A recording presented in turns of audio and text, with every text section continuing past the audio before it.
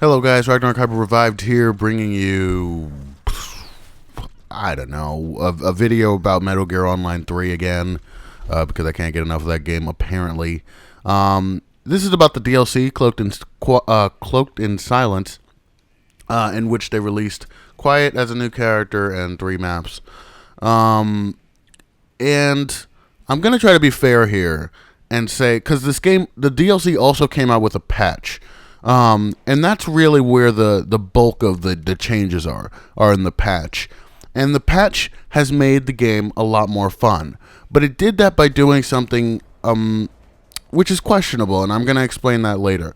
But the DLC itself is kind of lackluster, honestly. I didn't think there was very much to it, and I still don't.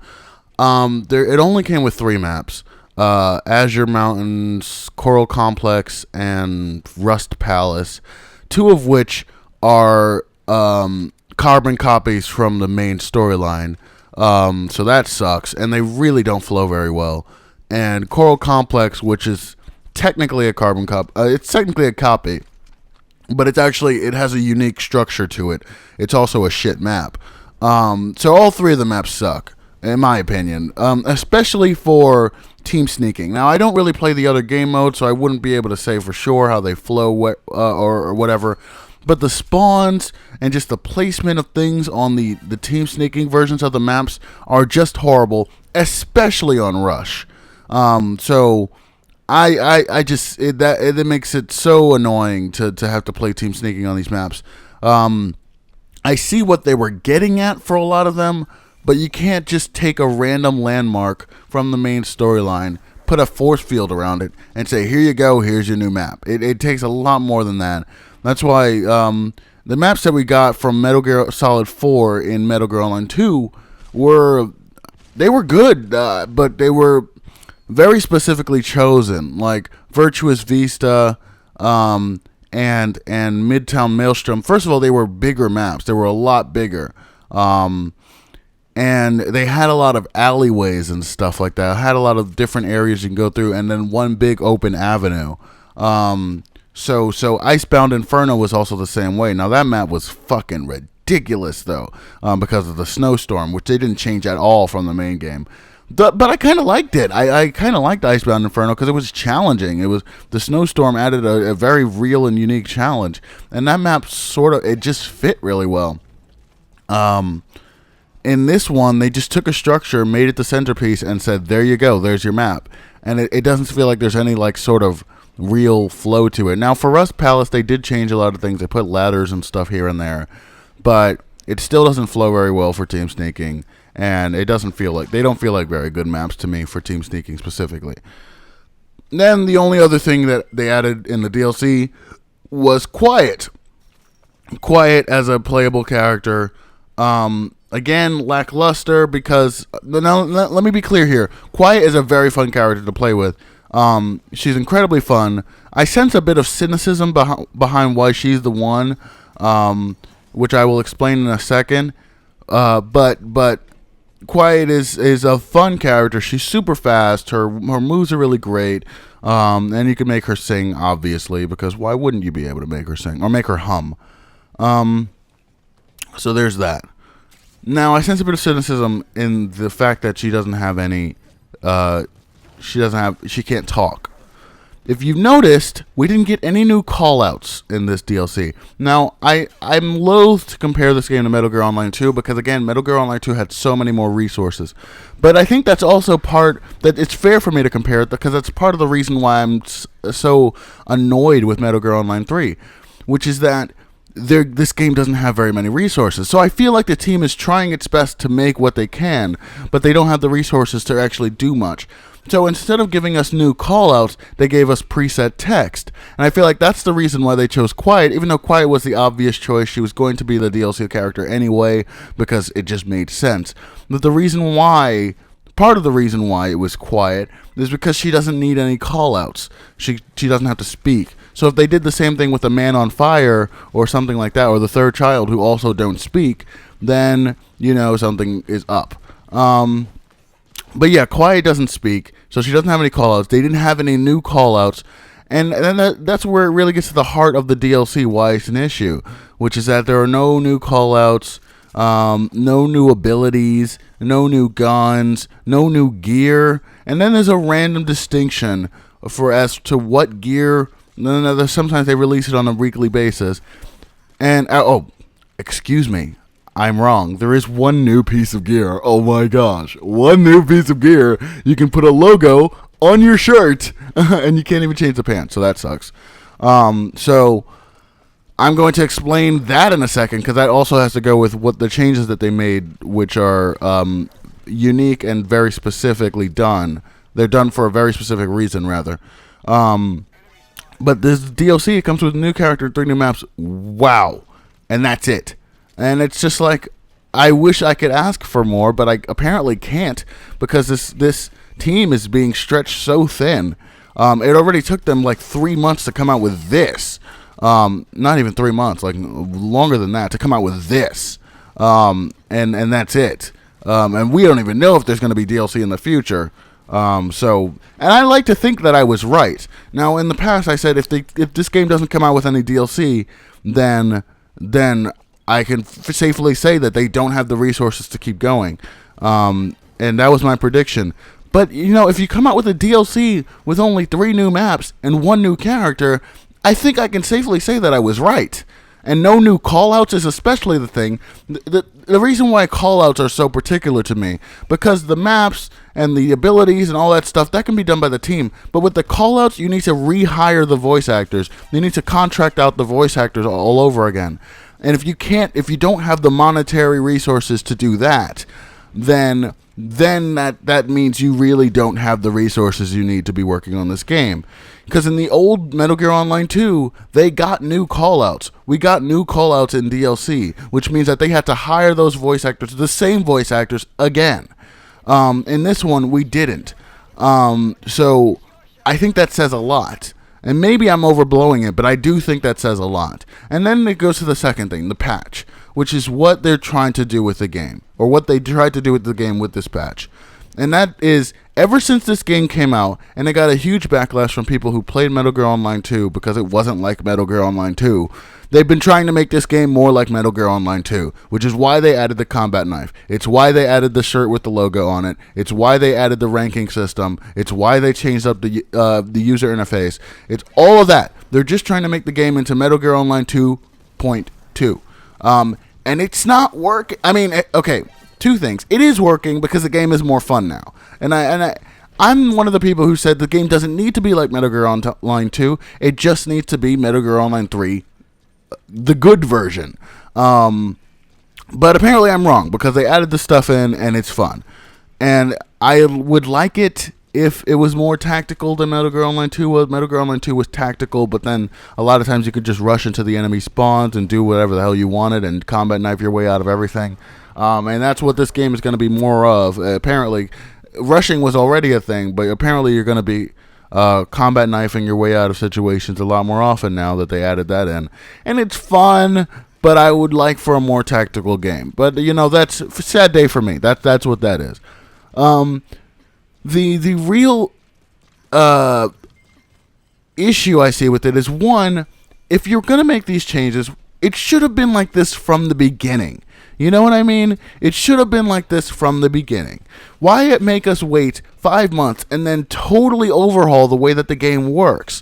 And if you're going to do that for like little things like the combat knife and the user interface, why didn't you change team sneaking? Why is team sneaking still the same broken nonsense we've been dealing with, which is why it doesn't work on the new maps? There are no places to hide on Coral Complex at all. Until, like, once you spawn, you're completely out in the open, and the defending team can see you long before you can find a place to hide. And then the few places there are to hide are so easy to spot that you can literally see the person from across the map.